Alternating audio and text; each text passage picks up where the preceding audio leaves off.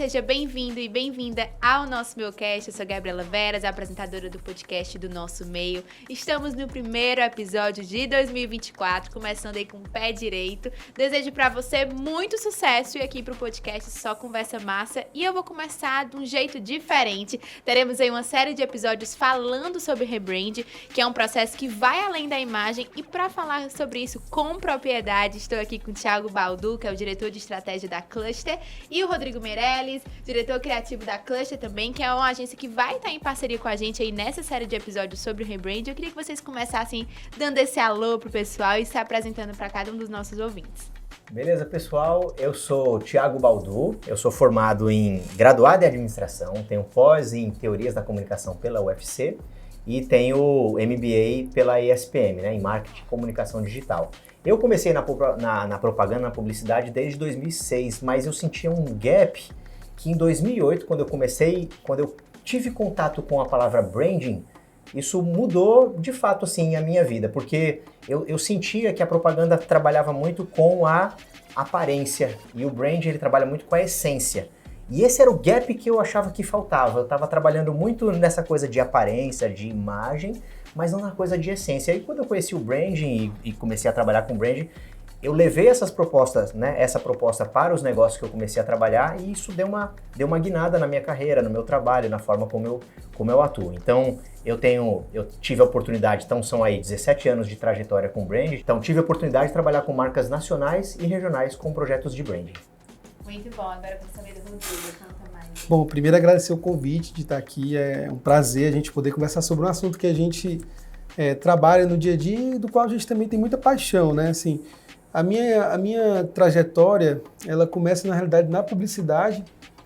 Eu tenho graduação em publicidade, trabalhei por 14 anos assim, com publicidade, né, como diretor de arte em agências. Eu tenho graduação em publicidade e quando foi em 2008 para 2009, eu tive a oportunidade de fazer um mestrado em design e estratégia em Barcelona, na Elisava, que é uma escola bem renomada de lá, e tudo isso foi uma experiência muito transformadora para mim, assim, porque eu como um criativo, eu acho que eu estava muito ali, obviamente, dentro desse trabalho de criação, de muito envolvido com a ponta final do processo, assim, né? Eu acho que quando eu tive essa oportunidade, eu consegui enxergar a coisa de uma forma mais ampla e tive muita vontade de trazer isso para o meu trabalho.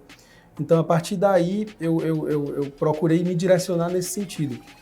E desde lá, fundei algumas agências de design, né? E tive a oportunidade de trabalhar com pessoas fantásticas nesse meio e também trabalhar com clientes regionais, nacionais e internacionais também, né? Porque hoje, a gente está até pensando sobre isso, assim, né? Hoje tem uma coisa muito legal desse mercado é que a gente tem uma possibilidade de trabalhar com pessoas do mundo inteiro, né? Assim, não existe mais essa limitação física. Uhum. Isso pra gente é uma coisa bem legal e que tem a ver inclusive com a própria ideia da Cluster, assim, né? Tipo, a gente vai conversar sobre isso um pouco mais na frente, mas a gente tem essa possibilidade de estar trabalhando, inclusive, em rede, né? Assim, com pessoas de diversas especialidades, de diversas matizes aí. Muito bom. Isso. Foi muito bom saber da história individual de cada um, mas agora, assim, a caminhada de vocês profissionais se encontraram na Cluster, né, Design Brand. Eu queria que vocês contassem um pouco do início desse negócio, como é que surgiu, como é que vocês viram a necessidade de criar a Cluster dentro do mercado e tendo essa atuação não só regional, né, mas para além disso, o que é que vocês esperam da Cluster? Ah, legal, bacana. Na realidade, assim, a Cluster, ela veio de uma trajetória acho que natural nossa, assim, no sentido de que eu já tive escritórios no formato mais tradicional, em que a gente tinha uma equipe fixa, tipo, em que o que acontecia era o seguinte, muitas vezes a gente tinha que fazer o projeto caber na equipe, né, assim, e hoje é o contrário, com a Cluster, porque a Cluster é o seguinte, a gente tem heads específicos para áreas, né, então assim, eu estou na direção criativa, o Thiago está na direção estratégica, a gente tem uma pessoa de tecnologia, a gente tem uma pessoa voltada exclusivamente para o design também, e a ideia é que essas pessoas liderem projetos, né? Assim, tipo, então, se a gente tem um projeto que envolve estratégia e design, então o Thiago e essa pessoa vão estar conectadas, né? Tipo, e eles vão liderar o time que a gente formar para aquele projeto. A ideia é essa, né? A cluster em si é isso. E aí, assim, dentro dessa ideia, eu já conheci o Thiago, a gente já trocava uma ideia, assim, já rolava um namoro aí dessa relação profissional. E eu senti essa necessidade, assim, porque apesar de ter uma formação também de estratégia, eu queria alguém que tivesse um foco específico nisso. Né? Assim, tipo, e aí eu não consegui enxergar outra pessoa que não o Thiago para estar comigo nessa caminhada. A gente foi conversando, foi amadurecendo e a gente resolveu juntar forças aí nesse sentido. Rolou química. Você quer ver um conteúdo exclusivo aí sobre a Cluster no nosso meu.com.br? A gente produziu esse conteúdo e contou um pouquinho dessa história, né? E mostrou aí a carinha de todos do time da Cluster. E eu queria saber com o Thiago sobre esse trabalho customizado que vocês fazem com cada um dos clientes. Eu queria entender como é que vocês viram aí que tinha necessidade de criar uma agência aí voltada para esse trabalho mais personalizado. Perfeito. A gente trabalha com esse modelo, como o Rodrigo falou, né? Ele é flexível. A gente percebeu que essa flexibilidade é uma necessidade do mercado. Cada agência e cada consultoria pode escolher a sua forma de trabalhar, obviamente. Mas a gente percebeu que em diversas dessas agências ou consultorias, para ser escalável, ela precisa ser engessada. Ela precisa ter um processo bastante engessado. A gente, apesar de ter processos muito claros na nossa definição, a gente faz uma imersão no negócio e entende quais são as necessidades e flexibiliza. A gente vai montar a equipe e o escopo do trabalho vem a partir dessa compreensão. E fica muito dentro da identidade do negócio, porque se a gente está falando de brand, está falando de identidade, está falando de uma coisa muito única da marca, é importante que a gente também, logo no começo, no start do trabalho, a gente já entre compreendendo qual é essa identidade e compreendendo quais são os entregáveis necessários para aquilo. Então a gente até chama isso de proposta Lego, né? Que a gente tem lá umas peças faltando, a gente vai e encaixa essa peça que está faltando, a gente, né, monta a partir da necessidade que a gente percebe e monta junto com o cliente. É um trabalho meio que colaborativo, feito a 4 mãos. A gente levanta as questões que ele pode perceber que são necessárias ou não e ele vai validar, isso aqui é importante. E a gente, a partir desse diagnóstico, dessa visão, a gente consegue trazer o que é importante para o negócio e qual a repercussão daquele trabalho e monta o escopo de trabalho dentro daqueles blocos que a gente tem. E a partir daí segue todo um fluxo, um processo de trabalho que tem entregáveis muito claros, mas é que a gente que está na cabeça vendendo o projeto é a gente também que está conduzindo. É diferente de quem está vendendo o projeto, simplesmente transmite em diversas hierarquias para uma equipe que está lá atendendo com briefings e mais briefings. Não, a gente está à frente de cada um na sua frente. Então, cada um no seu setor e na sua responsabilidade está liderando a equipe e respondendo por aquele projeto. Então, a gente entende que isso é uma necessidade hoje do mercado, essa flexibilização. Muito bom, acho que inclusive ao longo dos episódios as pessoas vão entender que todos vão falar sobre o rebrand, mas cada um viveu um processo muito único, né? E foi um resultado muito único. Então acho que as pessoas vão conseguir entender. E já entrando aí nesse tema aí de rebrand, eu queria que vocês contassem no que de fato consiste um processo de rebrand. O que é rebrand, para quem não sabe? Pronto, perfeito. Para falar de rebrand, a gente tem que falar o que é brand, né? A gente tem que primeiro só fazer essa conceituação, né? E o brand, que é marca, né? B-R-A-N-D, ele vem acompanhado desse ING, branding, né? É o branding, né? É um processo contínuo, né? Ele é um contínuo, é uma coisa que tem que estar acontecendo. Então, o que é o branding? O branding é uma visão de gestão, é um modelo de gestão do qual você coloca a reputação da marca à frente toda. Ele vai conduzir, é a visão da marca como um todo, todos os pontos de contato da marca que vão estar lá sob a ótica dessa gestão para estar sendo trabalhado. A gestão o que é uma marca? Uma marca é uma reputação. Uma marca é uma imagem que se forma na cabeça. Uma marca é uma percepção de valor que a pessoa tem sobre aquela marca. Então, o marketing, por exemplo, ele se satisfaz quando ele vende o produto. Então, o brand ele envolve o marketing, e o marketing ele é muito importante. Vendas é importante, existe a camada de marketing, mas existe a camada de branding. A camada do marketing, ela analisa os 4 P's tradicionais, né? Produto, preço, praça, promoção, divulgou, entendeu as necessidades do cliente, quando vendeu, tá ótimo. O brand ele vai se preocupar com uma camada acima ainda, é a camada da percepção de valor. É a camada do longo prazo, não só a venda presente, mas a venda futura. Eu gosto de uma frase que ele fala assim, branding é quando a sua venda presente, ela reduz o custo da sua venda futura. Olha que legal, né?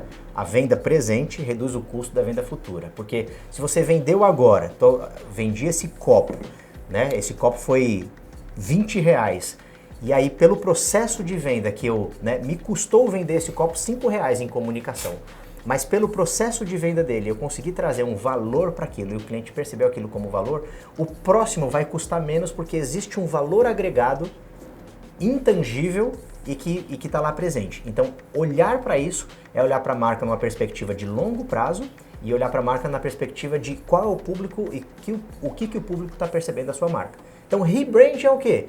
É um processo para refazer isso. Quando a percepção da marca não está adequada ao seu público, e aí você faz um trabalho de rebrand, que não é só redesign, não é só a assinatura, a marca, o desenho, o logotipo. É um trabalho estratégico, como a marca está se posicionando com o seu cliente, em produtos, em serviço, em comunicação, tá? Então, o rebranding é esse novo processo de aliar a identidade da marca com a imagem percebida. A identidade é declarado, a imagem é percebida. Então, a minha identidade declarada está sendo tal e qual percebida como eu quero que ela seja percebida. Esse é o ciclo que forma o branding. E esse é o ciclo que forma o rebranding. Muito bom, é profundo, né? Legal, né? É um processo bem, assim, longo e eu acho que custoso para as marcas no quesito de se analisar como marca, né? E eu acho importante a gente falar sobre isso, de quando a marca percebe que é a hora certa dela realizar o rebrand. Eu acho que a marca... Eu queria saber quais sinais indicam que está na hora da marca reformular aí todos esses conceitos, não só falando de identidade visual, né, que é nosso ponto que a gente bate bastante aqui, que rebrand não fala só de imagem, além disso, mas o que é que indica que está na hora da marca mudar? Legal. Eu acho que tem uma coisa aí da fala do Thiago que eu acho até legal a gente meio que recuperar, assim, né, que eu acho que quando a gente fala de marca, a gente não está falando só de uma capa, né? Assim, não é só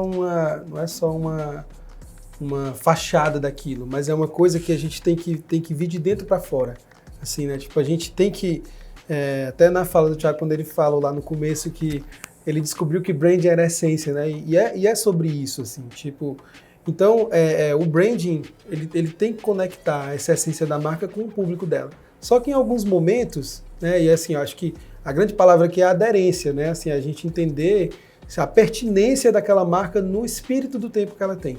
Então, assim, isso não quer dizer, por exemplo, que toda marca tem que ser moderninha. Não é isso. Inclusive, às vezes é o contrário, né? Assim, tipo, a gente tem exemplos como, por exemplo, a Granado, né? Que o trabalho de branding dela é justamente na ideia de remeter a um tempo em que as coisas eram de outra maneira, né? Assim, tipo, entendendo que isso é um anseio do tempo de hoje, né? Assim, então, o rebranding, para tentar ser um pouco mais objetivo na resposta da tua pergunta, assim, ele tem quais são os sinais, né? Assim, são os sinais de readequação, e esses sinais podem ser vários. Pode ser uma mudança do tempo, assim, no sentido de que talvez aquela marca ela não esteja conectada com o tempo em que ela está, então ela precisa se readequar para conseguir dialogar de novo com aquele público. E aí, de novo, todo esse trabalho tem que ser feito com muito cuidado para que isso não pareça um tiozão tentando ser garotinho, por exemplo, né? Mas que ela consiga se reconectar. Né? Ela pode se dar também por uma mudança do próprio negócio, aquele negócio pode ter se expandido, pode ter encontrado um outro nicho e precisa se conectar com esse nicho, né? Ou com a mudança do próprio público também. Né? Então, assim, tem várias, por exemplo, às vezes você tem produtos que eles começam a se relacionar com um público mais jovem, aquele público amadurece e ele precisa amadurecer também. Então, enfim, isso vai muito disso. Assim, acho que essa necessidade, esse timing, tem muito a ver com a aderência da marca ao tempo em que ela está, ao público em que ela está. Assim, tipo, e isso, obviamente, vem muito de um olhar estratégico dos gestores. A gente vai ter essa oportunidade de conversar com as pessoas aqui, né? A gente vai trazer projetos reais de rebranding que a gente trabalhou, e aí você vai ver que tem muito a ver com a inquietação daquelas pessoas. O próprio empreendedor muitas vezes sente isso, assim, tipo, né? E eu acho assim, o rebranding, mais do que o branding até, ele é um trabalho de escavação muitas vezes, assim, tipo, porque às vezes acontece também o seguinte. Parece uma terapia da marca, uma análise da marca.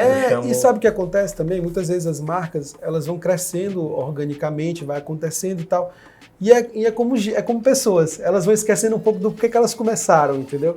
E aí a gente, muitas vezes quando começa um trabalho de rebranding, a gente diz assim, gente, a resposta está aqui dentro.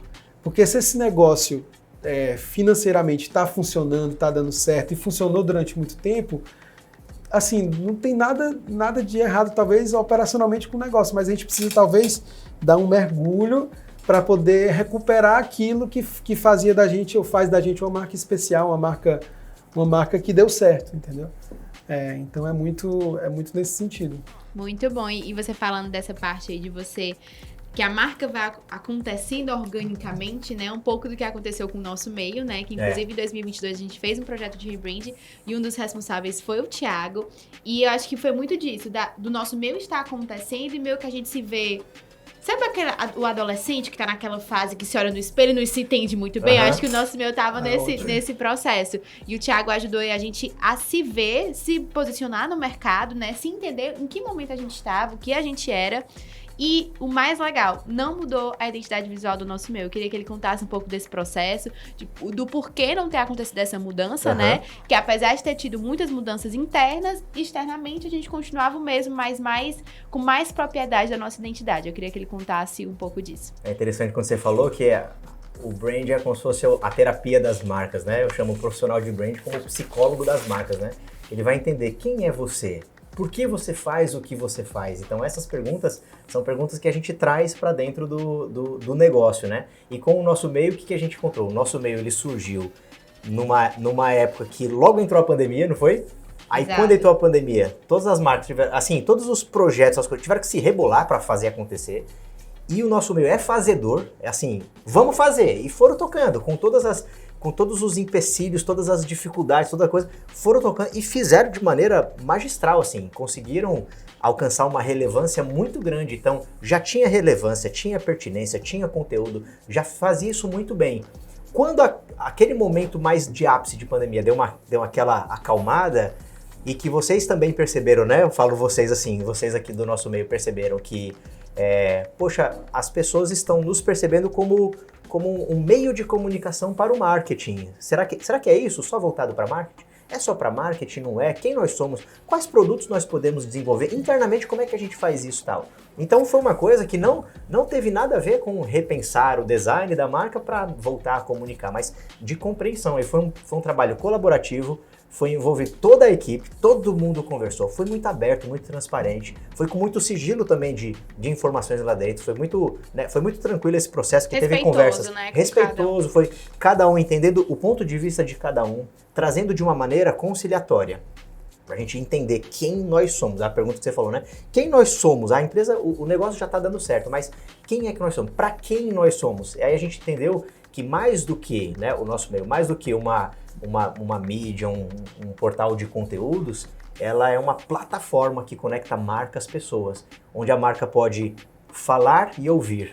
As pessoas podem comunicar e aprender, elas podem ensinar e aprender. Então tem essa relação de ligar as marcas às pessoas a marcas. Então ampliou esse escopo entendendo como plataforma, e como plataforma se entendeu que abrange marketing sim, mas abrange RH, abrange gestão, abrange academia, faculdades, abrange mídias, abrange agências, abrange consultorias, fornecedores, produtoras, tal. Então, né, então abrange todo esse... Então, ela é uma plataforma que conecta. Então, quando entendeu isso, precisava mudar a marca já é relevante, o logo já é criativo, já é diferente, já expressa, assim, criatividade, originalidade. Não precisou fazer isso. O redesign que foi feito apenas assim, tinha algumas submarcas internas que a gente alinhou. A marca, por exemplo, aqui, né, do nosso meio cash, nosso meio TV, a gente foi alinhando isso aí e criou-se um padrão para novas que pudessem entrar. Então, quando uma nova marca for surgir dentro desse um produto do nosso meio, um novo evento e tal, ele vai entrar dentro desse padrão. Foi isso que foi feito.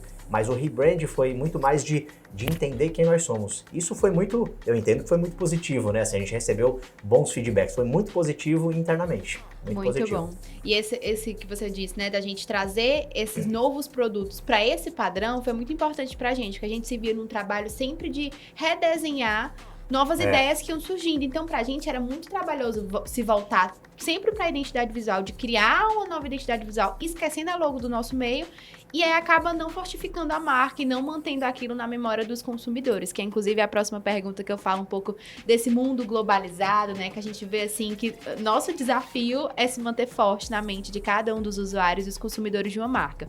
E aí você até falou de decidir não mudar, mas quando decide mudar, como é que a gente faz para se manter forte na mente dos consumidores? Eu vi inclusive um depoimento do João Branco muito legal, que ele já trabalhou na Hipogloss, e aí ele disse que, meu Deus, eu preciso mudar essa marca. Mas quando ele parou pra ver a embalagem, tudo, não fazia sentido ele mudar.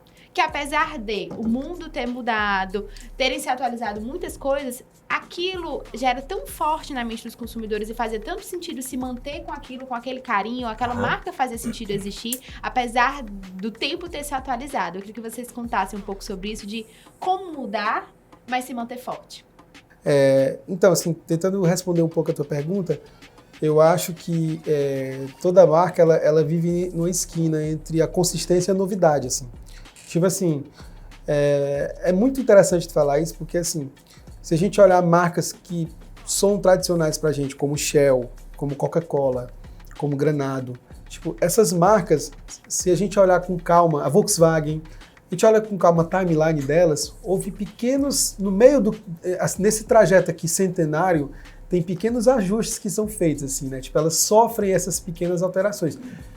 Isso porque elas percebem que vão surgindo tendências, né? Tipo, visuais, ou enfim, ou necessidades diferentes de suporte em que aquela marca precisa ser desenvolvida. Por exemplo, hoje a gente tem uma coisa que a gente chama de... Aliás, sempre existiu, mas hoje é muito mais, vamos dizer assim, é muito mais demandada, assim, que é a responsividade de marca, né? Por exemplo, como é que vai ser a sua marca no avatar do Instagram?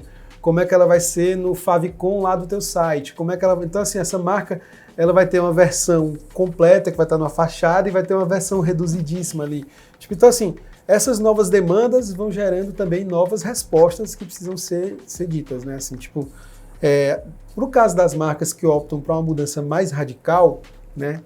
Isso eu acho, esse exemplo que você deu da Hipogloss é fantástico, né? Assim, tipo, no sentido assim, de que existem marcas que não precisam ter mudanças radicais, é fato isso, assim, porque elas estão arraigadas, né? Assim, tipo, imagina, por exemplo, se amanhã, isso pode até acontecer, mas amanhã o McDonald's resolve tirar os arcos amarelos da fachada de loja deles, né? Assim, tipo, isso é disruptivo de uma maneira, mas assim, se essa decisão for tomada de uma maneira estratégica, eles vão ter que ter uma resposta para isso, assim, né? Tipo, e nesse sentido, eu acho que é muito importante um trabalho que a gente desenvolve do que a gente chama de plataforma de marca, que é assim, quando a gente desenvolve aquela marca, a gente entrega todo um relatório no sentido daquela marca entender agora, nesse novo momento que a gente vai estar desenhando, quais são de fato os valores dela, quais são os benefícios funcionais que essa marca entrega, quais são os benefícios emocionais que essa marca entrega, qual é a promessa daquela marca, quais são os assets que essa marca tem visuais. Então, assim, tipo,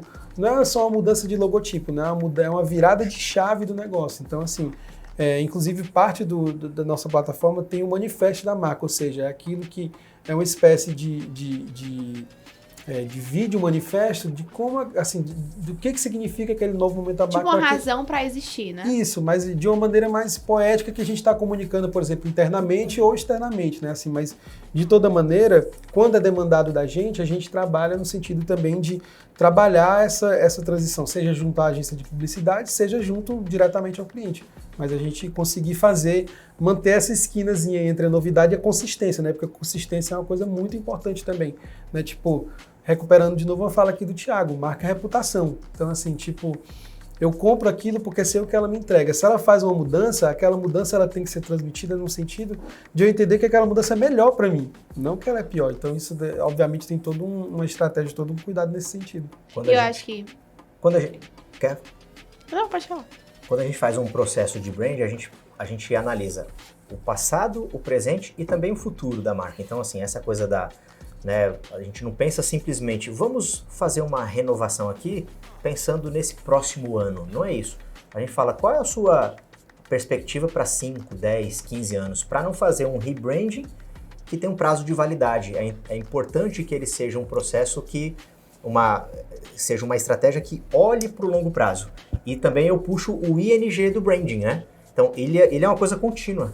Tem uma indústria que eu fiz um trabalho de branding para ela, e que a cada 6 meses, 8 meses, eles voltam para mim para trocar umas ideias e trazem novos projetos a partir dessas ideias com novidade, com mudanças. A gente mudou agora o nosso foco disso, como é que a gente pode fazer isso, isso e aquilo. E aí, com o tempo, a gente vai acompanhando essa empresa que já era tradicional e ela vai se renovando com esse tempo. Então, a gente também tem esse trabalho de continuidade. É importante que a empresa vá analisando a sua reputação. É o ING, é o dia a dia. Tá percebendo que a imagem está se descolando da identidade, né? A imagem é o percebido e a identidade é o declarado. Então, aquilo que nós estamos declarando está bem condizente com a imagem? Tá, então tá beleza. Quando começa a se descolar, vai se fazendo uma nova aproximação para não descolar. E o mundo vai mudando com as suas complexidades, é importante a gente estar muito, muito ligado nisso.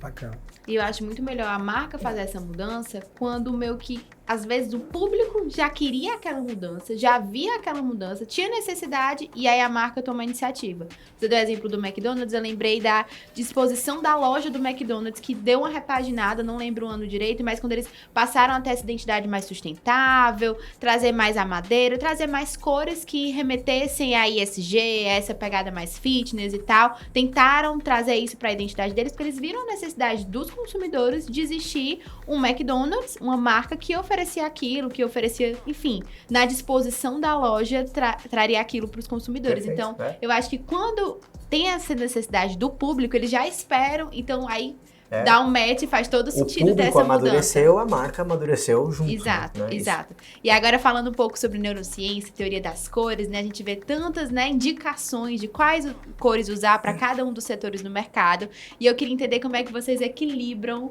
essa mudança, né? De você manter uma identidade para a marca, dela ser única, dela ter razão para existir, mas obedecendo esses padrões que fazem de fato sentido. A neurociência faz todo sentido dentro do varejo e do consumo.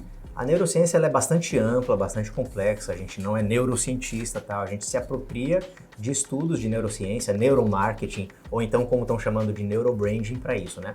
Uma coisa que a gente sabe é que 90% das decisões são tomadas de maneira emotiva e de maneira intuitiva, assim, do subconsciente.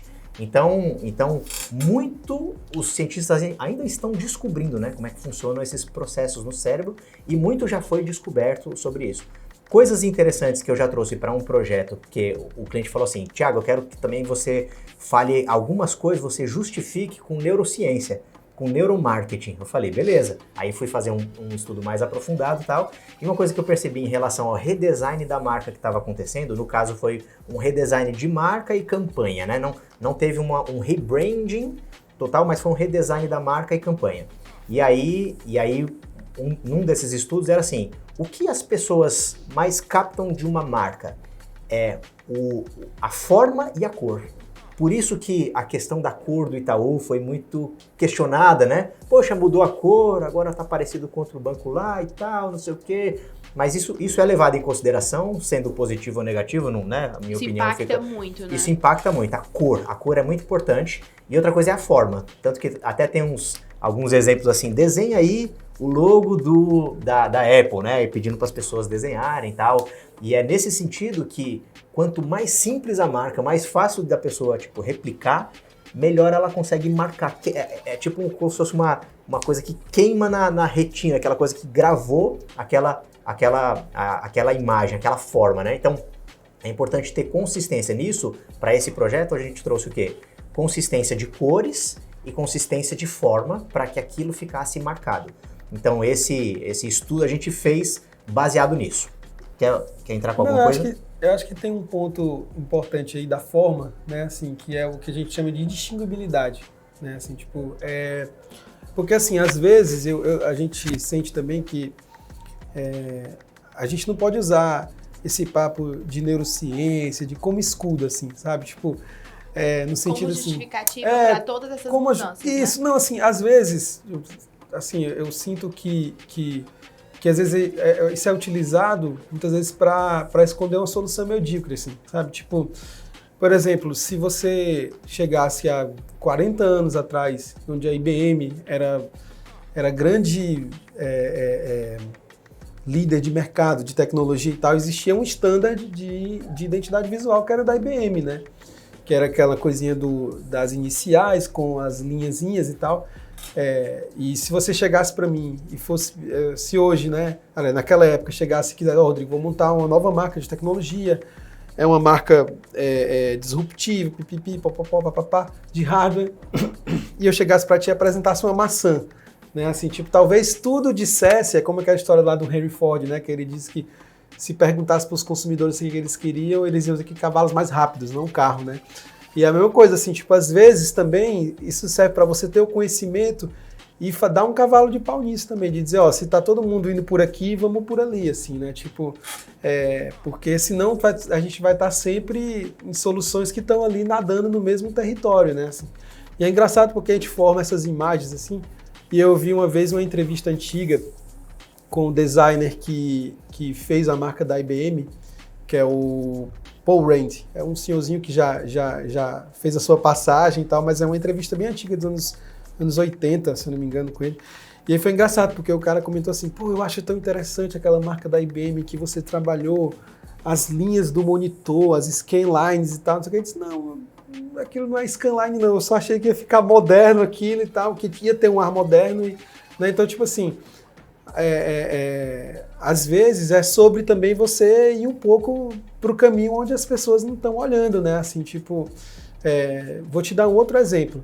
Você falou do caso do McDonald's, né? Há, sei lá, 10 anos atrás, o McDonald's tinha outra cara, assim, das lojas, de tudo. E uma coisa que a gente até, acho que a gente já meio apagou da memória, assim, mas o McDonald's era vermelho. Então tinha assim, vamos fazer um fast food. Todo mundo fazia fast food vermelho, né? Assim. E o preto agora entrou nesse ramo de burger, assim. Tipo, agora parece que o preto é o novo standard disso, né? Assim, eu tô esperando a hora que vai surgir o burger roxo, lilás ou rosa, sabe? Tipo, que vai ser a nova rodada nisso, assim. Então é importante a gente olhar para a tendência, olhar para a neurociência, mas às vezes também é importante a gente confiar no feeling tanto nosso como do empreendedor também. Né? Assim, que eu acho que é aí onde moram os negócios únicos. Assim. E eu acho que esse negócio do ser diferente, a logo é só um reflexo disso, né? Exatamente. Porque eu acho que você tem que sustentar esse ser diferente. Você tem que, de fato, ser diferente para adotar uma identidade visual diferente, né? Que vai dar muito aquele negócio de sustentar o look. A gente fala muito isso no mundo da moda. Boa, tem que sustentar. Bom. Sustenta a sua logo ali com aquele padrão completamente diferente, mas você tem que ser esse negócio realmente diferente. Tem uma né? coisa que a gente sempre gosta de dizer quando vai apresentar algum projeto que envolva redesenho de logotipo, de identidade, né, como todo quando o desenho é um pouco mais radical, assim, que eu falo pro cliente quando a gente sente que ele não está muito seguro, eu digo assim, ó, é o seguinte, quem tem que ter orgulho disso aqui que está na tela não é a gente, é você. Você tem que se ver nisso daqui, porque assim, quem vai carregar isso aqui por 5, 10 anos, essa bandeira aqui, é você. Se você não se sentir representado nela, já era, entendeu? Então, assim, é muito importante isso que você falou, assim, tipo, porque ele sustenta se ele achar que aquilo realmente tem aderência com ele. E por isso é tão importante esse trabalho de essência, esse trabalho de escavação, porque tem que ser real isso. Não pode ser só uma capa, tem que ser de dentro para fora. O cara tem que se sentir realmente com gana de fazer aquilo e dizer assim, cara, isso aqui sou eu. Já aconteceu da gente estar em projeto e o cliente olhar e dizer assim, cara, é isso aí que a gente entendeu? Assim, e assim, esse é o ponto correto, assim, tipo, é quando a gente diz, pô, legal, agora a gente sacou, assim, tipo, agora o cliente não tinha muito claro o que ele tinha, mas ele tinha uma essência ali. O que a gente fez, na verdade, foi só fazer aquilo ali, escavou e trouxe aquilo para a superfície, né? É isso mesmo. Muito bom. Quer continuar, Dô? Não. Então agora vamos falar um pouco... Não, o caminho tá seguindo legal aqui. Muito bom. Agora você comentou, inclusive no início, Rodrigo, dessa liberdade, né? De você poder trabalhar em diversos lugares, com diversas marcas, né? Pra fora, né? Do Brasil. Mas eu queria falar da criatividade e esse olhar regional. A importância da gente trazer isso, né? Vocês fazem um trabalho muito completo, né? De entrega de onde a marca tá, de entender todo aquele ecossistema do negócio. E eu acho que você estando no lugar que você já vive, que é uma marca que você tem propriedade daquela região, né? É muito importante ter esse olhar regional. Eu queria que vocês comentassem um pouco sobre isso, né? Dessa importância de ter esses trabalhos voltados aqui para a parte do Nordeste, vocês terem entendimento de onde a marca tá e de quanto é importante as marcas valorizarem os profissionais daqui. Isso é muito legal. Eu estava lembrando de uma frase do Tolstói que diz assim, né? Que se você quer ser universal, começa pintando a sua aldeia. E eu acho que tem muito a ver com isso, assim, a gente está vivendo num mundo globalizado, aquela coisa toda, né? Mas assim, o que as pessoas querem hoje no mundo das marcas é autenticidade, né? E eu acho que essa autenticidade, ela vem de novo, eu vou falar de novo dessa palavra, porque eu acho que essa palavra é muito importante, vem de verdade, né? Assim, tipo, então, por exemplo, uma marca local que quer se conectar com o público localmente, é legal que ela tenha de fato pessoas daqui trabalhando. Eu não falo nem da gente em si, assim, tem agências maravilhosas aqui que, enfim, tem um trabalho muito legal. Mas assim, para que a gente tenha o cuidado de estar de fato falando uma linguagem que comunique, que gere conexão e não uma caricatura, entendeu? Assim, tipo, é muito fácil a gente caricaturar as coisas, né? Assim, aquilo que a gente não conhece, né, a gente caricatura. Né? Assim, tipo, isso vale para qualquer pessoa, é normal isso é um mecanismo nosso, né? Assim, tipo, então assim, por exemplo, a gente estava comentando um papo até engraçado, assim, tipo, eu acho muito pouco provável que uma pessoa de fora da nossa região consiga criar uma segunda do Papoco Zeni, assim, né? A gente tava assim, porque cara, isso não faz parte do ecossistema linguístico dele, entendeu? Assim, tipo, então é muito nesse sentido, assim, de a gente tentar criar conexões genuínas, né? Eu acho que e fugir dessa caricatura, ser de fato uma personalidade que comunique de verdade, porque as pessoas sentem quando isso é real ou não é, assim, sabe? Tipo, é como às vezes é um detalhe, né? Aquela propaganda da L'Occitane com a Grazi Massafera lá do caju, que tava ao contrário, né? Assim, cima, tipo, na verdade parece uma bobagem, mas assim, alguém que tem um mínimo conhecimento daquilo vai olhar e dizer, pô, esse caju tá errado, né? Assim, tipo, é mais ou menos isso, assim, é sobre ver o caju ao contrário, entendeu? Assim, tipo, porque tá nesses detalhes, a caracterização das coisas tá nesses detalhes, né? Assim. De novo, voltar para a imagem do tiozão querendo ser jovem, né? Tipo, não casa, entendeu? Assim, tipo, então a roupa tem que ser a correta, né? Tem que ser adequada. Se a gente está falando de imagem percebida, né? Quando você tem uma linguagem que se aproxima do seu público, você consegue ter melhor conexão com esse seu público. A marca consegue comunicar de maneira mais autêntica quando ela está lá. A segunda do Papoco Zeni, acho que eu não conheço nenhuma outra empresa do varejo que tenha criado uma promoção ou até um slogan que fosse tão adequado e usado muito como exemplo. Pô, a gente quer uma promoção que nem a segunda do Papoco Zeni, porque ela virou até piada de negócio de Black Friday. Que negócio de Black Friday? O negócio é a segunda do Papoco Zeni, né? Que é muito original, muito da terra. Uma apropriação disso. E falando sobre também originalidade, você também comentou sobre criatividade, né? Eu gosto de uma frase do Eugênio Mohallen, que ele fala assim, a criatividade é o pedágio que você paga para as pessoas ouvirem o que você tem a dizer. Então, você tem uma mensagem, as marcas têm uma estratégia de comunicação e tal, e ela quer dizer aquilo que ela é, o que ela faz, os produtos e tal.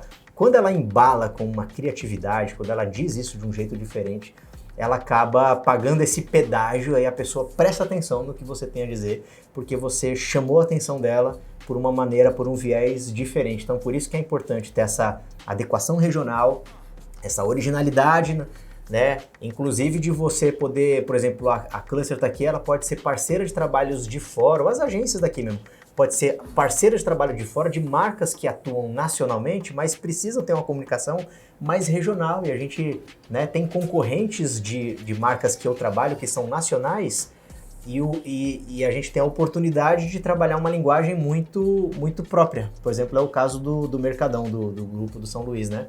Então, o Mercadão ele consegue ter uma linguagem própria do nordestino, do cearense.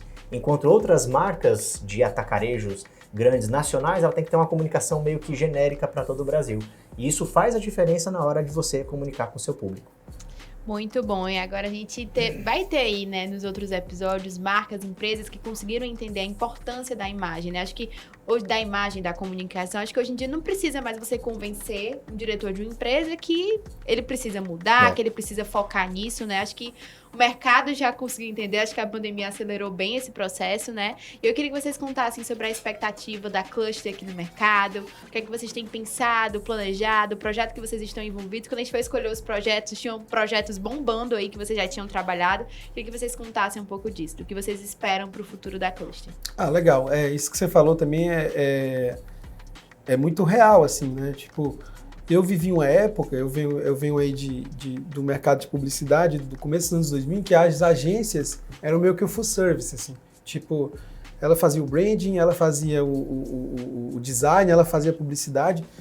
E eu acho que era muito também um reflexo, assim, de um mercado, de uma dinâmica muito própria do mercado, e que irradiava, inclusive, assim, obviamente que mais tardiamente pro nacional, né, assim.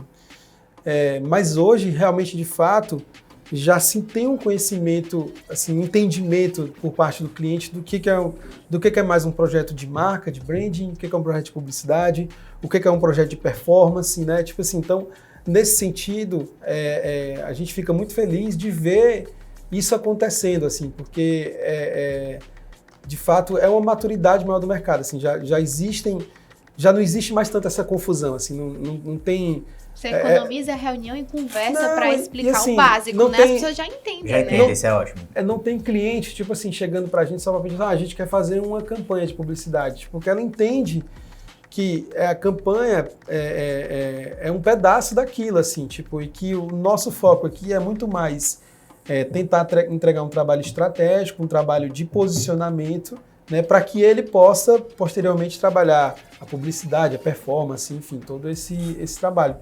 Então, a nossa perspectiva nesse sentido é muito boa, assim, porque a gente sente essa maturidade do mercado e tem uma coisa também que eu acho assim,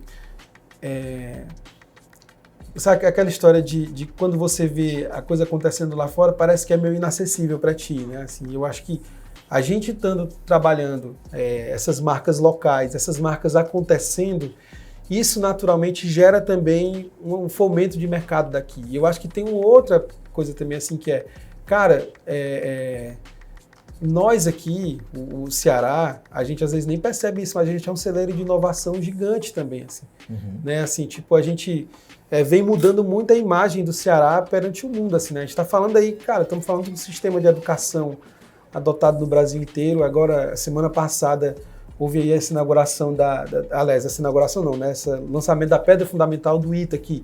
Isso é muito emblemático, assim, tipo, isso não é só uma coisa, enfim, isso vai ter um reflexo gigantesco em várias coisas.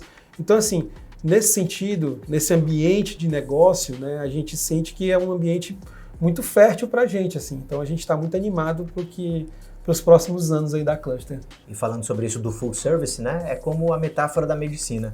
O clínico geral dá uma analisada, né, geral no que está acontecendo no seu corpo, tal, mas ele indica para um especialista e hoje ainda tem a subespecialização. Então, quem é a especialização da medicina, né, ainda tem a subespecialização dela. Isso tem acontecido um movimento geral no mercado, na medicina, por exemplo, e também tem acontecido em nosso caso. A gente, poxa, vamos colocar a nossa marca na mão de quem entende de brand, que está mergulhado nesse universo e que consegue conectar isso com agências. Então, não é uma competitividade, é uma parceria. É um cluster, é um agrupado, né, a gente monta aqui um projeto, mas a gente conecta os entregáveis do nosso trabalho, eles dão diretrizes para agências, dão diretrizes para gestão interna, dão diretrizes de campanha, né, apesar da gente elaborar também campanha, dar diretriz de campanha para trabalhar como parceria. Então a gente vê realmente como uma peça que a gente pode encaixar nesse mercado que já está bastante maduro para isso e que né, o Ceará está despontando muito, assim, dentro do Brasil, né? Então a gente fica muito feliz com isso. Muito bom, estamos chegando ao fim do nosso episódio. Eu queria agradecer a presença de vocês. Obrigado. Mas calma, eles não vão embora ainda. Teremos a participação dos meninos nos próximos episódios. Acho que não faria sentido a gente continuar falando sobre isso sem ter vocês, né, que tem tanto conhecimento na área e participaram ativamente de cada um dos próximos projetos aí que a gente vai trazer. Então, muito obrigada pela presença. Vocês querem deixar uma despedida aí para os nossos ouvintes? Não, quero agradecer de novo o nosso meio pela oportunidade, pela parceria. A gente gostou demais de conhecê-los, né? Que a gente fez esse processo de imersão. Então, quando a gente entende a realidade da empresa, a gente consegue conhecê-la de fato. Não é porque a gente está gravando o podcast que eu falo isso, mas a gente se apaixonou, assim, de fato, pelo nosso meio, pela proposta, de ver o brilho no olhar de cada um. Isso é muito legal. Então, eu agradeço demais a oportunidade de estar aqui com vocês. E vai ser um prazer ter a Cluster junto nos próximos episódios. Massa. Só agradecer também e dizer que eu estou super ansioso aí para as próximas conversas que a gente vai ter. Acho que vai ser São dos casos reais, né? Vai ser bem legal, assim, bem vida real. E assim. aí, como é que acontece isso na prática? Exatamente. Tem caso com redesign, sem redesign, tem vários, O né? PowerPoint aguenta tudo, mas a vida real é onde o projeto acontece. Isso mesmo. E é isso, você que está nos assistindo, continue acompanhando o nosso Meiocast em todas as plataformas de áudio para ficar por dentro aí do mercado. Acompanhe o nosso portal, nossomeio.com.br e nos siga nas nossas redes sociais, @o-nosso-meio. Você já sabe, né? Toda quinta-feira, no seu, no meu, no nosso Meiocast. Vamos aprender juntos? O meio é nosso. Fortaleça o nosso meio.